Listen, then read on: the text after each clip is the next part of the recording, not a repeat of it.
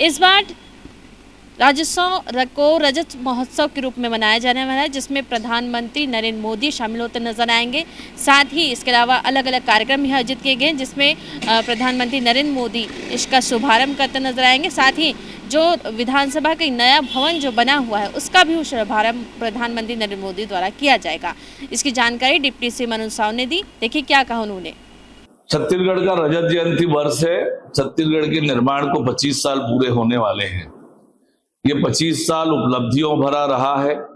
आज छत्तीसगढ़ के लोगों के, आम लोगों के जीवन में जो परिवर्तन और खुशहाली आई है, चहुमुखी विकास छत्तीसगढ़ का हुआ है, और इसलिए यह जो रजत जयंती वर्ष है, ये बहुत यादगार होने वाला है।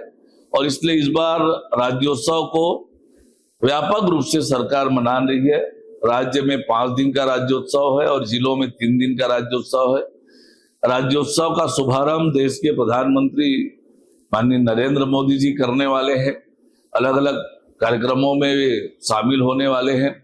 हमारे विधानसभा के नए भवन का लोकार्पण होने वाला है। ट्राइबल म्यूजियम का लोकार्पण होने वाला है। राज्योत्सव का शुभारंभ होने वाला है।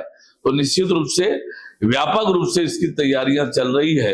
लगातार बैठक बनाकर योजना बनाने का काम और राज्योत्सव को यादगार बनाने का ये अभियान हो रहा है।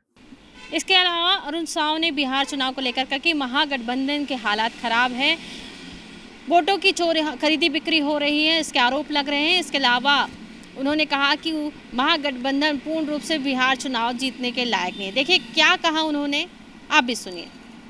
देखिए, किसने किससे क्या कहा ये विषय नहीं है। वास्तविकता ये है कि महागठबंधन की हालत खराब है। टिकट खरीदने बेचने का आरोप लग रहा है, वादा खिलाफी का आरोप लग रहा है, और वास्तविकता यह है कि महागठबंधन बुरी तरह से हारने वाली है और उनकी स्थिति खराब है। कैसे गहलोत जी खाली हाथ लौटे हैं लालू यादव के घर से, तो ये गठबंधन के हालात हैं। और ये सही है, कांग्रेस की आदत रही है अपने पदाधिकारियों को ठगने का, धोखा देने का।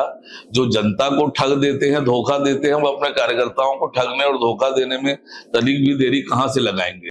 कैमरामैन साजिश के साथ मैं खुशबू ठाकरे, राष्ट्रीय न्यूज रायपुर।